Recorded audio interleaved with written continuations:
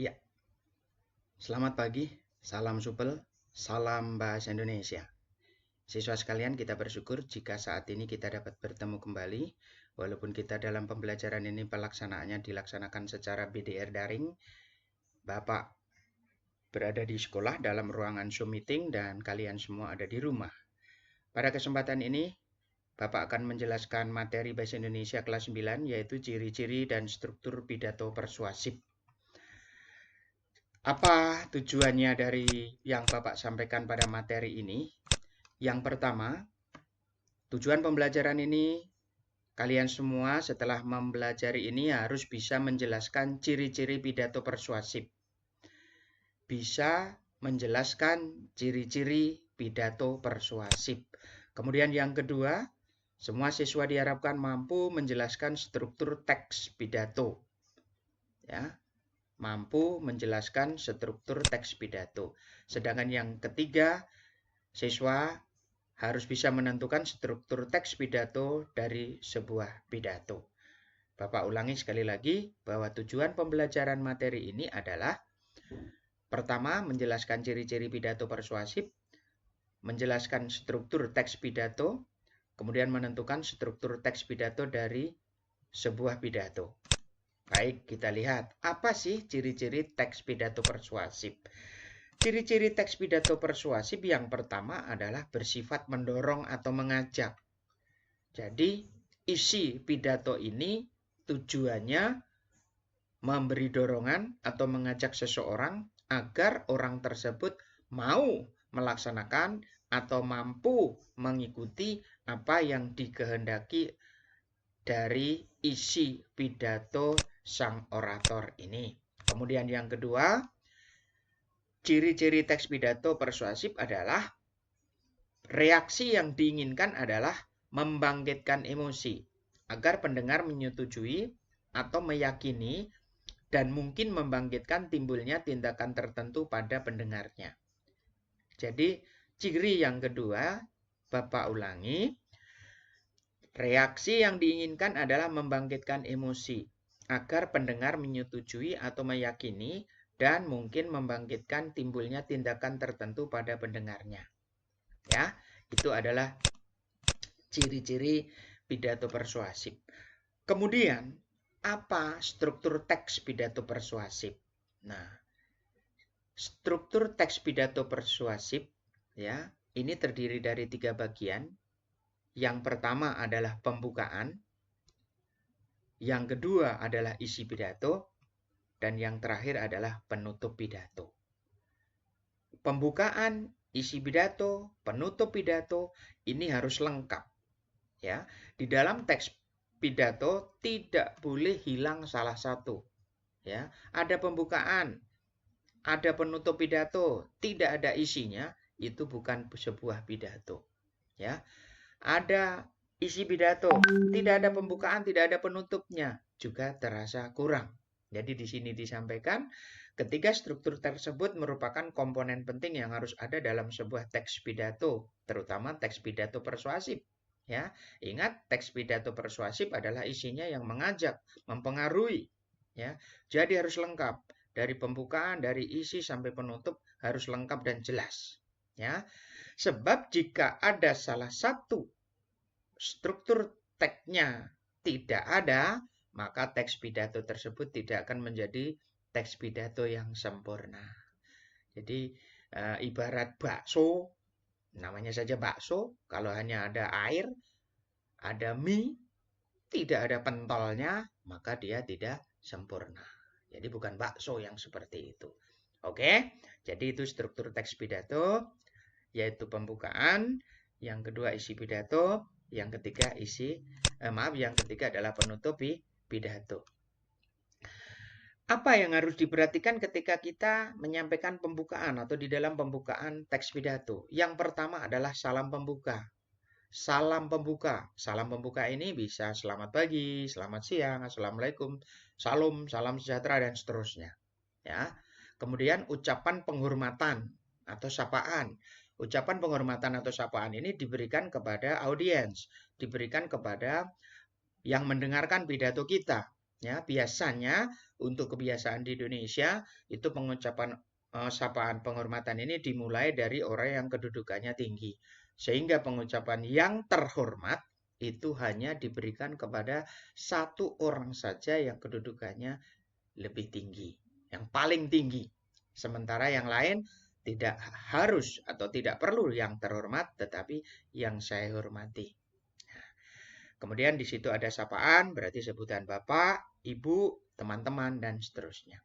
Kemudian di dalam pembukaan ini juga ucapan syukur atau terima kasih. Ucapan syukur apa? Ucapan syukur kepada Tuhan Yang Maha Kuasa atas kesehatan, atas kesempatan, atas waktu yang diberikan, sehingga bisa dilaksanakan pelaksanaan pidato itu. Kemudian juga ucapan terima kasih, juga terima kasih kepada Tuhan dan juga terima kasih kepada audiens atau pendengar yang mendengarkan pidato ini. Kemudian yang berikutnya adalah pengantar. Apa itu pengantar? Pengantar ini berisi ya hal apa yang akan disampaikan di dalam pidato nanti. Misalnya di dalam pidato nanti, misalnya pidato di depan teman-temannya, teman-teman, pidato berikutnya adalah pidato tentang bagaimana cara meletakkan sampah pada tempatnya. Nah, itu pengantar. Belum pada isi, ini masih pengantar. Jadi Bapak ulangi, pembukaan, itu ada salam pembuka, ucapan penghormatan atau sapaan, kemudian ucapan syukur atau terima kasih, dan pengantar. Yang berikutnya, ya, isi pidato. Isi pidato itu apa? Kita tadi mau menyampaikan sesuatu, kita tadi mau mempengaruhi pendengar, maka isi pidato adalah bagian yang penting karena di dalam isi ini mengandung inti dari sesuatu yang akan disampaikan dan dibicarakan. Pada bagian isi ini, sang orator akan menjelaskan secara detail dan jelas mengenai apa yang disampaikan kepada para pendengar atau audiens. Jadi, isi ini merupakan inti materi yang disampaikan kepada audiens atau pendengar. Kalau isinya tentang bagaimana cara meletakkan sampah yang benar, maka hal-hal yang disampaikan adalah bagaimana cara meletakkan sampah yang benar. Ya, bukan membuang sampah. Kalau membuang sampah tidak akan benar. Namanya saja juga dibuang. Pembuangan sampah pasti. Membuang sampah pasti itu dilempar. Atau sambil naik sepeda motor, naik sepeda itu dibuang. Tetapi yang betul adalah meletakkan sampah pada tempatnya. Di mana? Ya di tempat sampah. Ya, itu. Pembuka pidato sudah, isi pidato sudah. Lalu yang berikutnya adalah penutup pidato. Sudah dibuka, sudah disampaikan materinya, maka yang terakhir adalah penutup pidato. Penutup pidato. Apa di dalam penutup pidato ini? Ya, penutup pidato adalah akhir dari sebuah pidato. Kita sudah mau menyelesaikan pidato. Pidato yang baik biasanya berisi. Nah, yang pertama adalah simpulan. Simpulan secara ringkas dari materi yang dijelaskan. Kalau tadi menjelaskan tentang bagaimana meletakkan sampah pada tempatnya, maka simpulannya cara meletakkan sampah pada tempatnya yaitu diletakkan sesuai dengan kotak-kotak yang sudah disediakan. Sampah plastik, sampah organik, sampah anorganik, dan seterusnya diletakkan pada tempatnya. Kemudian yang berikutnya adalah permintaan maaf kepada pendengar atau audiens jika ada salah dalam berkata atau juga menyinggung pembaca. Jangan sampai tidak. Ketika kita menyampaikan pidato, apalagi ini adalah pidato persuasif, pidato yang mengajak kepada pendengar untuk melakukan kehendak kita. Pidato kalau isinya mau meletakkan sampah yang mengharapkan kepada pendengar agar pendengar ini mau meletakkan sampah pada tempatnya. Pasti ada yang tersinggung. Nah, oleh sebab itu, maka kita harus minta maaf. Sampaikan ketika menutup pidato, saya mohon maaf jika ada kata-kata yang tidak berkenan. Ya, nah, kemudian sebenarnya permintaan maaf ini juga harus dilengkapi dengan ucapan terima kasih. Ucapan terima kasih apa? Ucapan terima kasih kepada audiens bahwa semua audiens, semua pendengar sudah mengikuti dari awal, pertengahan, hingga berakhir. Kemudian yang terakhir adalah salam penutup. Ya. salam penutup apa?